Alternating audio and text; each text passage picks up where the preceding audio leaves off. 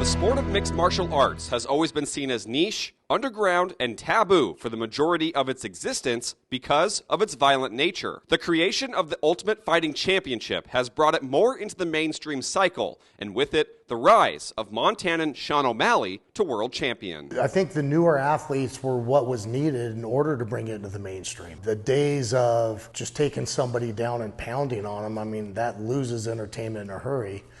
You could see that on a Friday night at a pub. Now you have athletes that could have competed in any other sport, and they're doing this sport. Matt Powers has been around since the early days of Montana MMA and has seen the sport grow globally and locally. And I think a lot of the older coaches, especially in my generation or older, have a hard time realizing how much the sport is truly advanced. The younger coaches were athletes more recent. They're exposed to the newer techniques, body positioning, angles, level changes. All of this now is such a vital part of the game, whereas before it was just everybody was doing the same thing. Powers was a longtime coach of Tim Welch, a Great Falls native who was O'Malley's head coach and best friend. Powers mentored Welch for years and has seen him grow into one of the rising and more influential voices in MMA. I hear a lot that a father is the only one that can look at his kids and not feel a jealousy for their successes. I went down there and all I felt was joy because he worked for it.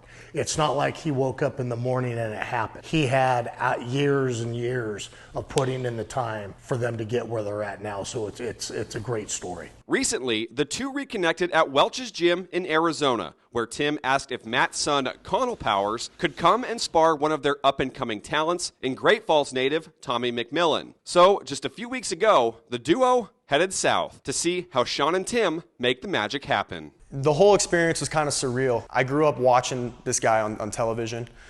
Tim, I always looked up to like an uncle. You know, he was always around when I was younger. And to see what they're doing with the sport, to get the UFC title, and then just being in that atmosphere, it was like a dream, truly. While the Powers have been a staple in Montana's MMA community, the sport's popularity has been growing rapidly in the Treasure State because of Sean and Tim's influence. Missoula Kickboxing, of which Connell is head coach, is a first-hand example. There's been a huge surplus of people coming in because to see some kid from Montana achieve the best achievement that you could accomplish, you know, in the sport, it makes people realize that you don't need super special coaches or anything. You don't need to be in a big city. You just need a good group of people and a vision and just relentlessly chase it. Even in Sean's hometown of Helena, at the newly named Last Chance Grappling Club, which is one of the gyms where he began his career, those who compete look up to the Montanan and what he's accomplished. It went from trying to inform people what this is, you know, like, no, you want to do this because it's,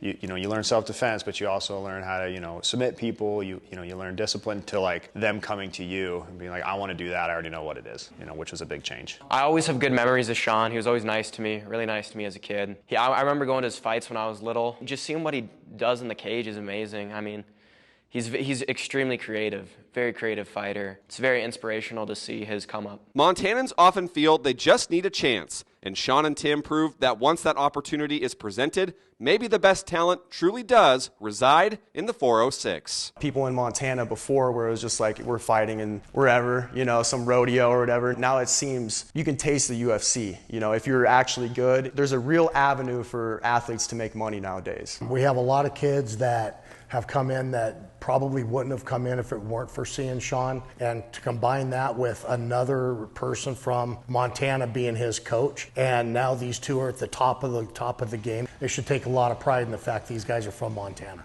Reporting in Missoula, Kyle Hansen, MTN Sports.